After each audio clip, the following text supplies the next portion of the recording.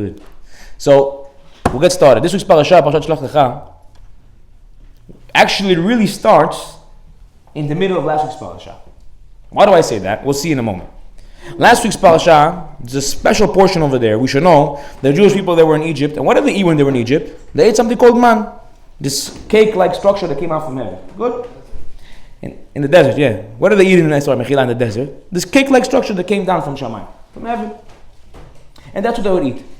And last week there was a portion over there that it specifies that the Jewish people gathered and they started to cry and started to say to Moshe, we want to eat meat.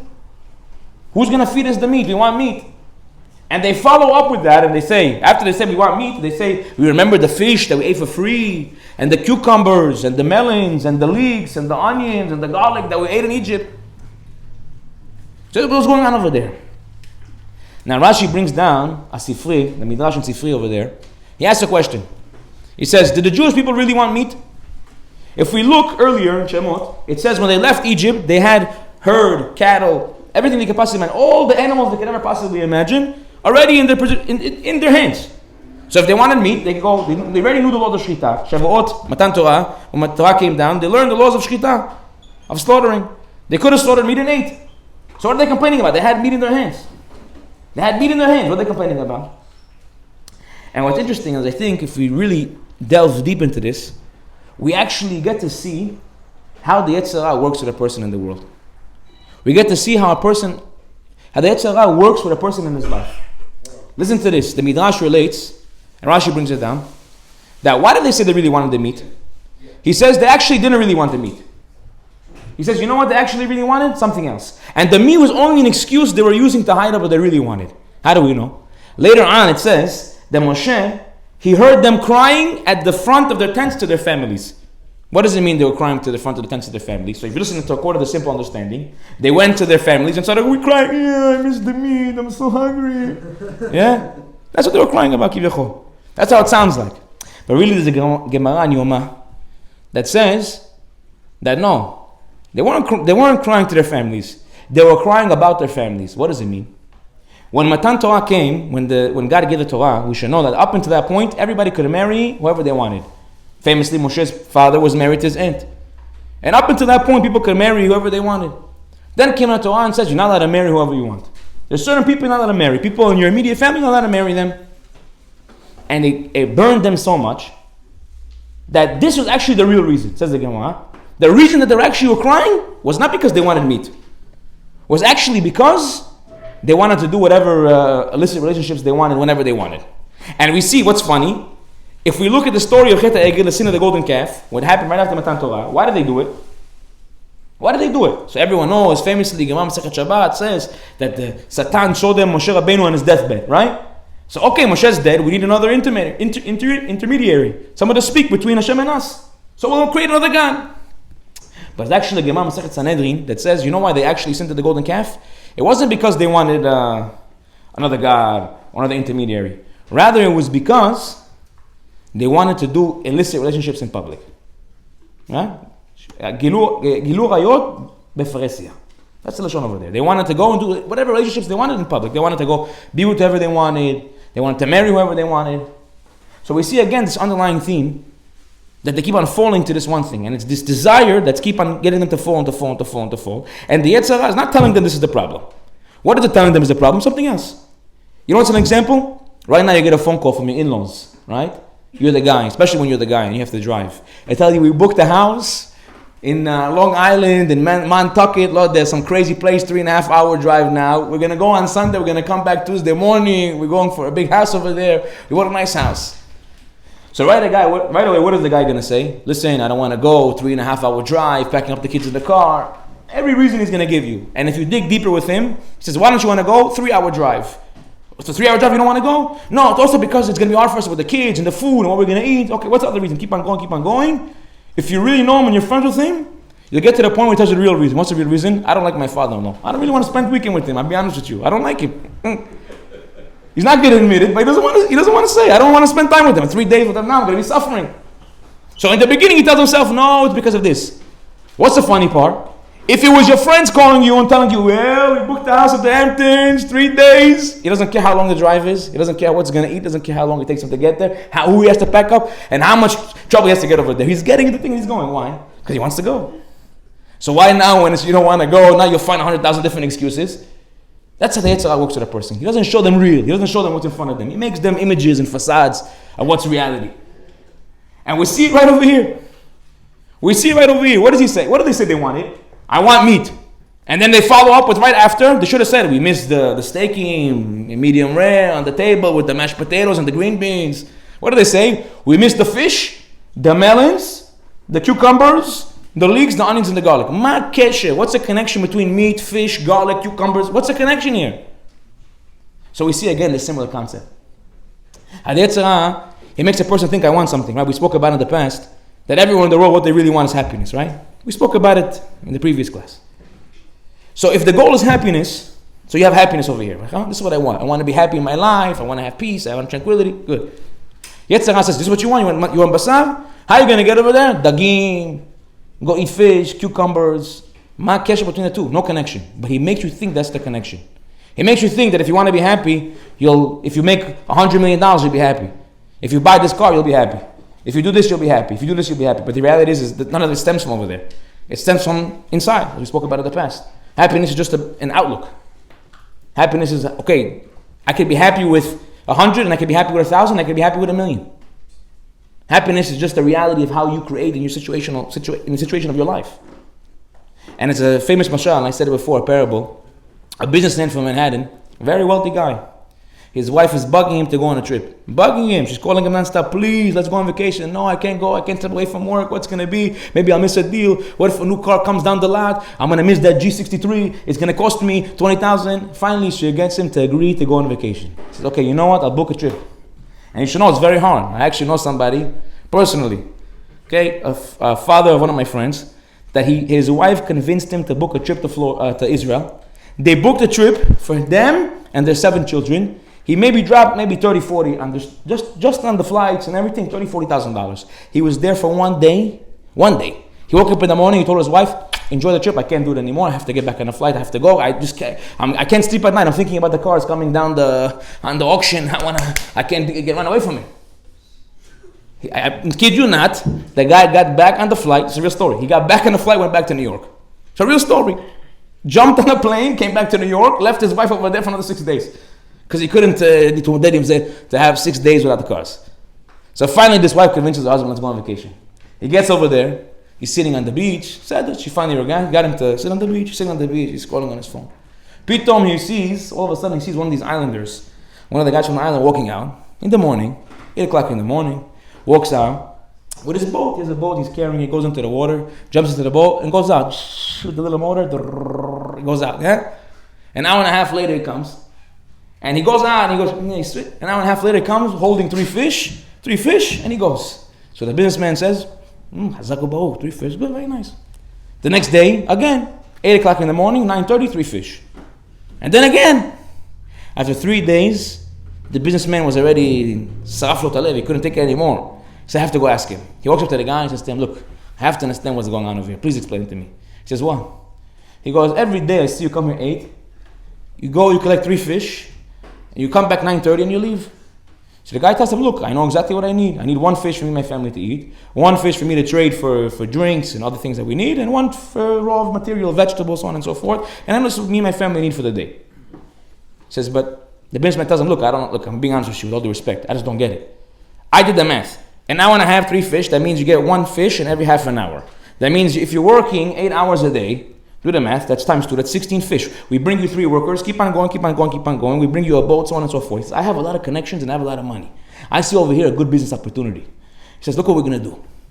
I'm going to give you the money. We're going to buy a big boat. You're going to hire tens of thousands. We're going to hire 10, hundreds of workers. We're going to go on the boat. We're going to go. I know packaging factories down in China. We're going to package your fish. We're going to sell it to big companies like Costco, Walmart. It's going to take time.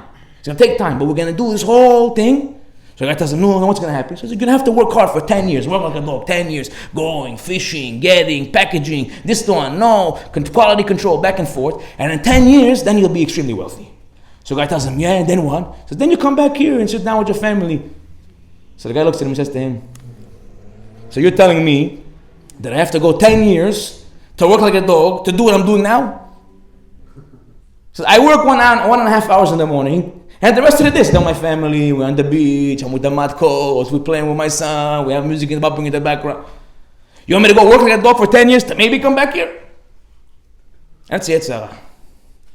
He tells you, you want to get somewhere? You got to go run out, and you go here, and you go this, and you go that. And miskenim anashim, and I guarantee you this, go speak to every person on his deathbed. Every person. So don't need that. Go speak to every person in the 70, 80 years old and ask him what's the one thing you regret in your life. He'll tell you the one thing, and he could be the biggest millionaire in the whole entire world. He'll tell you the one thing I regret in my life is I didn't spend more time with my kids. I didn't spend more time with my family. Because before I blinked, life flew before my eyes. Before I blinked, I was already 70 years old. I worked, I this, I that. I didn't spend time with anybody, I didn't do anything. Before I blinked, it was already gone. So what is Yitzchak telling you? He's telling you, yeah, go, until the time runs out. He wants to keep you distracted. He doesn't want you to be alert. So he tells you, this is what you want, that is all these other random things. And that's how he works with a person. And another thing, look at this. Look at the language. The fish we ate for free in Egypt. You know what the Jews did in Egypt? What do they do in Egypt? Go right now to Egypt, you'll see. Over there, the pyramids, that's what they did over there. Come on. That's what they say. Some say aliens. What were they doing over there? They were working them like dogs. The Midrash says that they would use their babies as bricks if they didn't meet their quotas. They didn't even give them the hay that they needed to make the cement. And they gave them fish for free. It makes sense to you? Fish for free they gave them, but this that you need to make the bricks, no. And if you don't make the bricks, I'm going to put your baby inside. So these people who hated the Jewish people suffered. They gave them fish for free? Impossible. Says Rashi, what's going on over here? What's the Midrash free? What's going on over here? Explain to me. What free? What do you see free? What free? Says Rashi, free from mitzvot. What does it mean? The Midrash relates that the man, the way they came down, it was instantaneous reward. What happened is basically if you did a mitzvah, you did a good deed, right away the man will get closer to you. Every day you wake up, you have to go out to get the man. Right? The man is like your money, kivyachol. You have to go out and get it. So if you were a good boy, it's right by the door. If you did a few things in the middle of the night, you have to walk 2 miles now. And if mamash you're a shah, go walk 10 miles now till you get your food.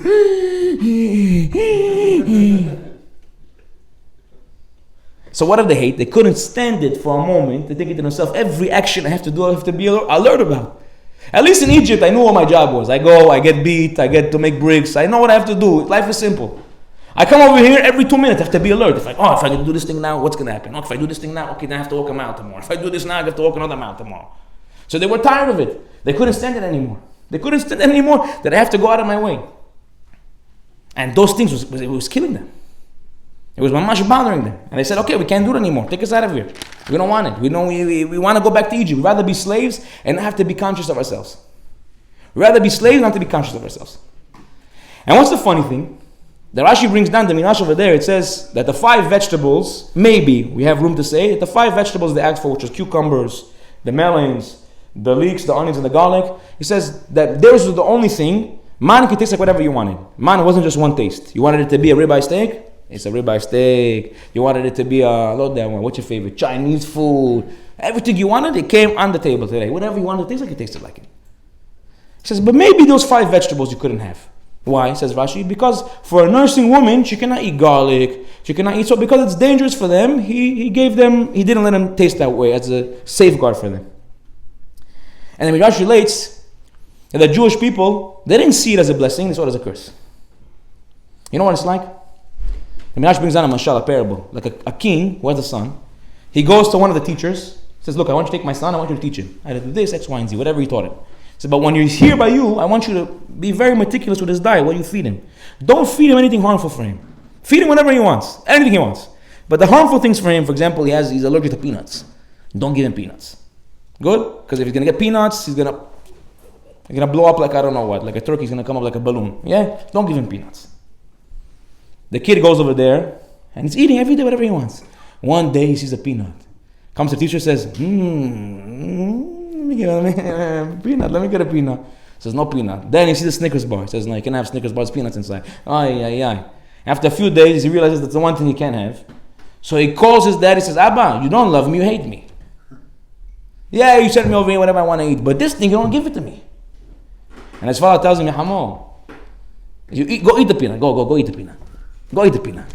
The kid eats the peanut, and then he understands. What did the Jewish nation ask for? I want the meat. What was their response? What did Hashem answer them? Hashem says to them, you know what? No problem, I'll give you meat. Not for 1 day, not for 2, not for 5, not for 10, not for 20. A whole month, you have meat. Until it comes out of your nose and it becomes disgusting to you. Torah literally says these words. Not 1, not 2, not 5, not 10. Why?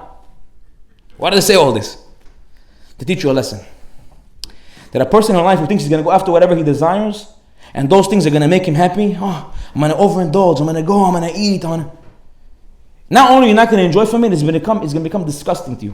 It's going to come out of your nose already. What do you see? Go. When you go go to LA right now. Go right now. Let's go all of us right now. We'll take a trip to LA. Good? Walking down Hollywood Boulevard. Over there you see young aspiring actors. Yeah? Oh, what do you want to be? An actor. What do you want to be? An actor. And then you see a hobo. What do you want to be? An actor. Everybody wants to be an actor over there. Or TikTok star today. Yeah? So you call the team and say, yeah, I can't wait. I'm going to be walking in the street. People are going to stop me everywhere. I'm going to have the best life I could possibly imagine. I'm going to live in a mansion over there and who knows, in some gated community. And then go into the gated community. Go speak to an actor who actually made it to that place and ask him if he's truly happy. And what are you going to find? That 99% of them are not really happy. What do you mean when you're a young aspiring actor walking over here on Hollywood Boulevard, this is your only dream? And then when you tasted it, it became disgusting to you. Now they can't even see the paparazzi. They see them, they get upset with them. 2 minutes ago, please, what? They didn't see me. You know, the guy gets upset now. Imagine he gets his first commercial, he's expecting he's going to go out, and all the paparazzi are going to catch him. When they pass by him, he gets upset. Hello, makarapo, hello. Habibi, you didn't see me in the Colgate commercial? You know, it's me. It's me. Come take a picture. He gets upset. And then, now he can't even go to the grocery store. You see the guy, he comes with a cap, he comes with the glasses, and they already know who he is. And he hates his life. Why? Because when you think that when you chase after your desires, it's going to give you something that you could actually have an enjoyment from it. You think when you overindulge in something, it's going to make you happy. Go take whatever, what's your favorite food? Take whatever food you want.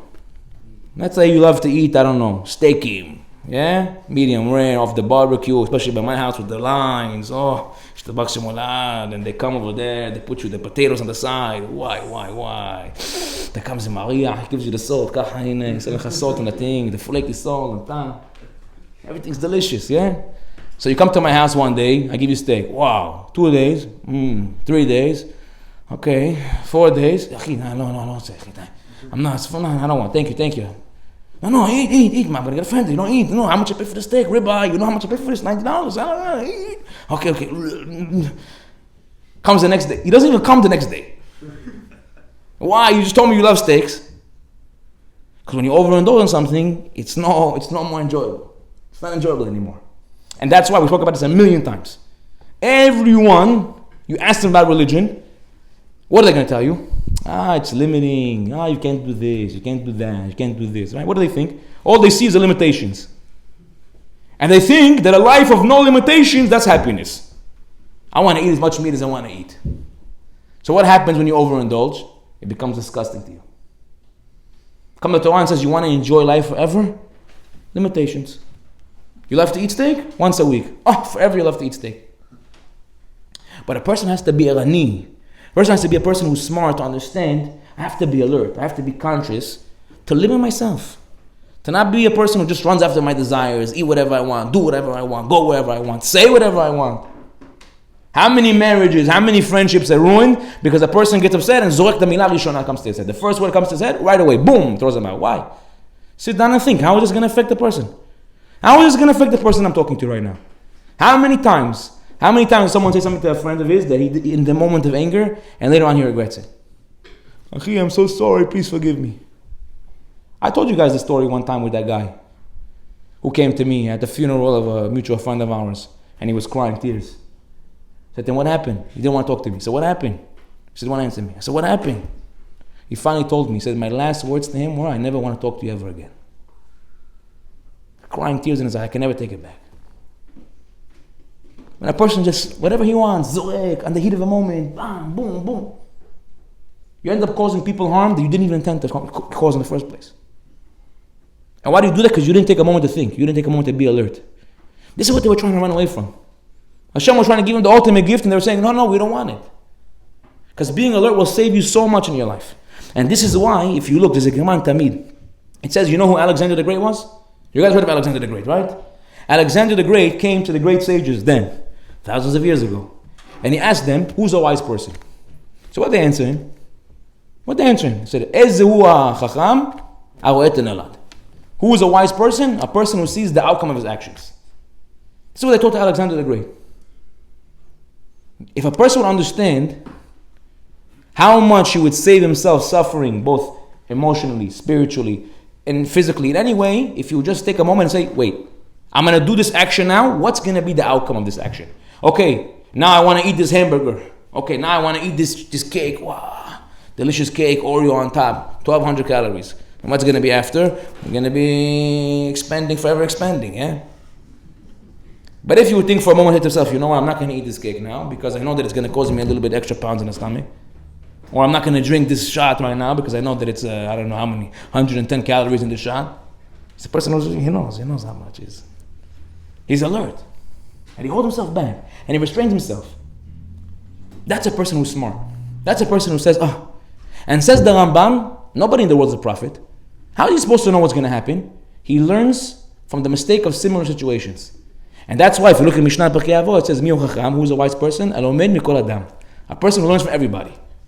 Why? Because you don't just learn from your mistakes, you learn from the mistake of others. I'll tell you guys a story. There's a famous computer company. It's Levono, right? Am I saying it right? Levono Computer Company. I was zochet. No, Levono. Lenovo. Not Nova. Chas v'shalom. Okay? Levono. Every time this happens to me. כל פעם מספר את הסיפור. Lenovo. Okay? He was head of cybersecurity for that company. He's actually a member of my brother's congregation. I had the merit to meet him. Listen to this. This guy was one of the smartest people you ever meet in your life, by the way. This guy told me he used to work, and anyone who worked in finance, he knows that there's one dream job for every guy in finance. What's that? To become an analyst, an associate in JP Morgan, in Morgan Stanley. And this guy made it there. He gets there. He's an associate in this company, right? And you should know, how do they work you in those companies? They work you 124 hours a week. They work you like a dog. Mamash, you have no life. And he's ecstatic because, I'm in this prestigious job. When he started to become religious, he learned this ma'amar that comes down in the Gemara. That who's a wise person who sees the outcome of his action? He says, okay, what do I want to be? I want to be a managing partner. I want to be a managing director. So let me go and see how they're living their life.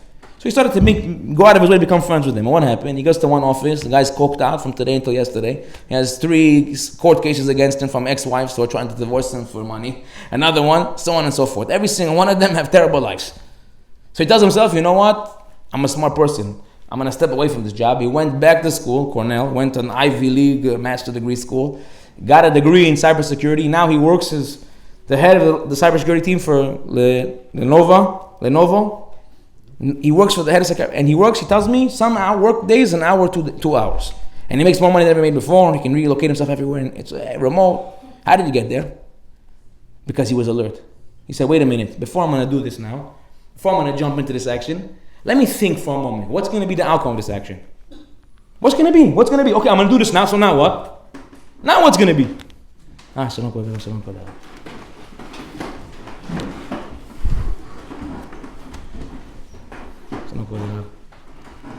he says to himself, I'm going to do this action now, and then what's going to be? He thinks he's a smart person. Doesn't let himself fall behind. Says the Meiri that if a person does this, he'll save himself anguish, suffering in every form and every way. Because he started to say to himself, okay, wait a minute, if I'm going to do this now, what's going to be the outcome of this? Am I going to hurt somebody? Am I going to say this word is going to affect somebody the wrong way? It's going to make me into a worse place. That's being alert. That's one of the best things you can have. I'm going to skip a little bit because the Rabbi came over here. I just wanted to focus in on this week's parasha. We talk about the Meraglim. Now, what do I say? Why did I say that this week's parasha really starts in last week's parasha? Because there's a Mishnah in Pirkei Avot that says, Mitzvah goreret mitzvah ve'avara goreret avera. That a good deed brings about another good deed, and a bad deed brings about another bad deed. So first things first, the Jewish people complained about the food, and what ended up happening after that? Miriam spoke about Moshe Rabbeinu, And then the Jewish people said, we want to send spies into Israel. Now Hashem wasn't so happy about this. What did he say? Shelach lecha. Hashem said, I don't need to know. Send for yourself. The Midrash relates that Hashem didn't want them to send it. But if he was going to say no, then he was going to quote Chilul Hashem. Why? Because everyone will say, you promised us the good land. Now you don't want to show it to us? And more than that, you take away the free will. Because they had the free will to not make the wrong choices. And listen to this. Who did they send? They sent 12 people. The Levi'im didn't participate. 12 people. 12 people. That the Midrash in Tanchuma says that every single one of them, God testified on himself that they're tzaddikim. And more than that, they were the 12 greatest people among the nation. Greatest people among the nation. And 10 out of 12, before they even got there, the Zohar says that they decided to themselves, we're not giving a good account, we're coming back with a bad account. Right away. Why? The Zohar says, because we don't want to lose our position. We don't want to lose our position we have a position of stature, we don't want to lose it. And therefore, they gave a bad account. However, 2 didn't. Yoshua ben Nun, who Moshe Rabbeinu added him a letter to his name to save him, and Caleb ben Yefuneh was only saved because he went to pray in the Kaveh Tzadikim. He went to pray in the graveside of the Tzadikim. Now, what's going on over here? 2 different people. We have 12 people. 2 came back with good accounts, 10 came back with bad accounts. How is it possible? How is it possible? Because in life, everything is about perspective. We spoke about before, Ezu Chacham, Aroetu Nolad, the Geman Tamid. The Ben Yehuda, the Ben Ishchai brings down that pasuk is not just talking about seeing the outcome of your actions. It actually is talking about who's a smart person, a person who sees that everything that Hashem does for him is for a blessing. Everything Hashem does for you. Why? Because today it may seem bad. But see the outcome, that tomorrow will actually be good. And you understand everything is good. You see Yeshua ben Nun, Caleb ben Yefuneh, they came back with a good account because they had a proper eye to see things. They didn't let themselves get distracted by the wrong things. And they went the right ways. They allowed themselves to get to the right places. And the Mishnah says, the Mishnah in Parkei Avot says, how did they fall? Because there's 3 things a person has to run away from like their mavet. Jealousy, desires, and honor.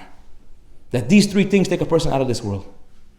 Why specifically this world?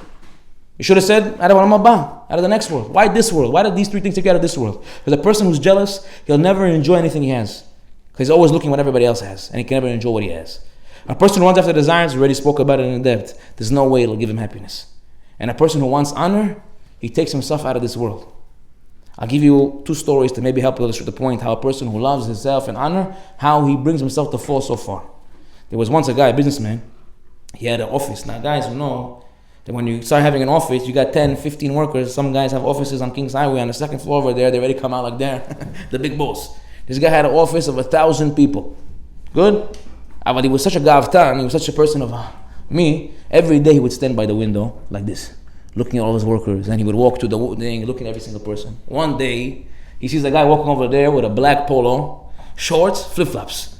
Yo, the first kriza. He started seeing red. He said, I can't do it. He ran downstairs. He starts yelling at this guy. What are you doing over here like this? Talking on the phone, dressed like this. This is how you come to work? He says, you know what? You're fired. You're fired. And I'm giving you a severance. Everyone who gets fired, they get a severance package. They get a certain amount when they leave. I'm giving it to you now. He takes out a checkbook, starts writing a check. He says, you know what? Actually, I don't want nothing to do with you. I'm going to give you cash. $5,000. Hands the guy in his hand, tells him, get out of my face right now. The guy takes the money and goes. So he asks one of the other workers, he says over here, let me ask you, this guy every day comes to work like this? He says, I'll be honest with you, I've never seen him. I think he's the pizza delivery guy. Guinness World Record. This guy was, by the way, the biggest tip in history. Why? Because the kavod, his honor, how dare you come into my... Look what it does to the person. And the last story, this is a real story. Boom Fusam, that happened in Yisraeli. A guy, in Israel, it's very common to live in a building, not to live in a house. And it's very hard to find parking. So one guy was working in construction. He came with went to Home Depot, sprayed the sidewalk with the yellow thing, do not park, private parking. This is his parking spot. And after a few years, he already established, this is my spot. Nobody can park over here. Good? So nobody parked over there. One day he's coming on the way home. He's going with his cement truck. Yeah? He has a cement in the back. He's going to park the truck to get his car to come back home. On the way to the parking lot, he sees a car parked in a spot. Yo, the fat's kriza. He said, okay, I can't. What did he do? Took the cement, dumped it on the car. The car's all covered with cement. Goes to the thing. Happy for that. He goes, parks the car, drives back home, double parks. He goes inside to the house. He's so happy to tell his wife, look what I did to this guy. He walks into the house. Everyone says, surprise! Happy birthday! His wife is holding a key to a brand new car. Where's the car? Underneath the cement outside. The kavod takes a person out of this world. But not just the kavod. The jealousy, the desires. This is what the Torah is coming to teach us. Stay away from these things. Stay away from the jealousy. Don't be jealous of another person. Stay away from the desires. Stay away from the honor. Because these are the three things that take you out of not only Olam Haba, also this world. You're never going to enjoy anything. And it's also going to make you make the wrong decisions. So be a person who's erani, be a person who's smart, and think what's going to be the outcome of my action. Hashem will bring up the rabbi now to say a few words. Hashem.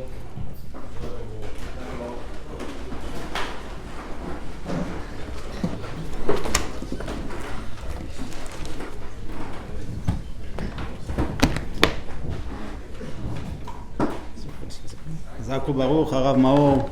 What a beautiful word. Welcome everybody. It's good to see you all again. It's an honor and pleasure to be with you, to speak before you. This week Parashat Shelach, there are two mitzvot, very famous mitzvot, one related to the ladies and one related to the men. The mitzvah related to the ladies is mitzvah Afrashat Halah. It's been brought in this week Parashat. Afrashat Halah, it's a special mitzvah. Ladies loves this mitzvah.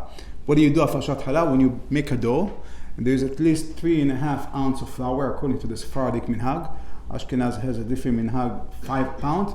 But Sephardic minhag, if you have 3.5 pounds of flour, you need to do Afrashat Halah. You take a piece of dough that was originally supposed to be given to the Kohen, and nowadays there's no enough purity. We don't have Bet HaMikdash, we don't have Para Aduma, so we burn this piece. It's a beautiful mitzvah. But what does this mitzvah symbolize? The blessing of the man comes from his wife. The lady, she's the source of the blessing. We see it also with Sarah Imenu. Sarah Imenu, as long as she was alive, was a blessing in the dough. When she passed away, the blessing stopped. When Yitzchak got married to Rivka and he brought her into the house, the beracha came back with her. The beracha of the man comes from his wife. Why it's important to know that? First, you have to respect your wife. As Hashem, all of you will get married, you should know your blessing, the source of blessing comes from where? It comes from your wife. And if you respect her, you give her honor, you get rich. That's what the Gemara says. Okiru le'neshaychu ki hechi detit'atru. You want to be rich, you want to be wealthy? Respect your wife. Honor your wife, you'll be very wealthy. But it's important also to know another Gemara. The Gemara says, Ena beracha metzuya ela bedavar hasamui min ha'ain. The blessing stays only with something which is hidden from people. If everybody sees what you have, that's called ayin hara. And many deals falls because you speak about them. If you want a deal to succeed, cover it. Don't tell other people. You're about to close on a house, don't tell anybody. Don't publicize what you're doing, because if it's covered, there is a beracha. If it's exposed, if it's publicized, you lose the beracha. How is that connected to Afrashat Halah and to the ladies? Since the ladies are the source of bracha, they have another mitzvah of tzniut. Some people think that tzniut it's only because, it's disrespectful to go uncovered. Well, it's another issue. But there is a major issue of, since she brings the bracha to the house, she brings the blessing into the family. If she goes with tzniut, she covers herself, then the bracha is now covered. When bracha is covered, then bracha is expanding.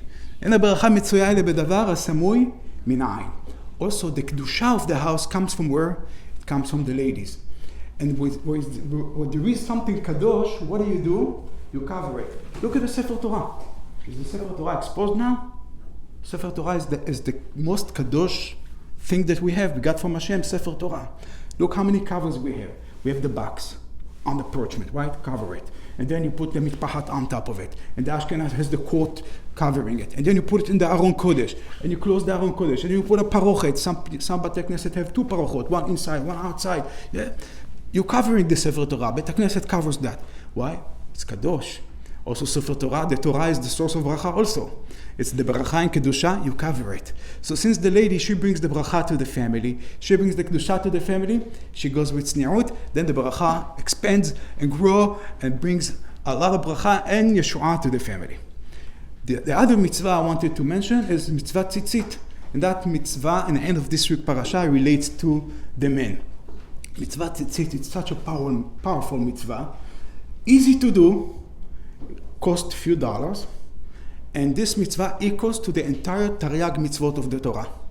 The entire 613 of mitzvot of the Torah equals to one mitzvah, mitzvah tzitzit. If a person wears a tzitzit, it's as is fulfilled the entire mitzvot of the Torah. And it's also hinted in the word tzitzit with the strings and the ksharim. Because the gematria of the word tzitzit, tzaddik is 90, yud is 10. We have 2 times tzitzit. Tzaddik yud, that's 200.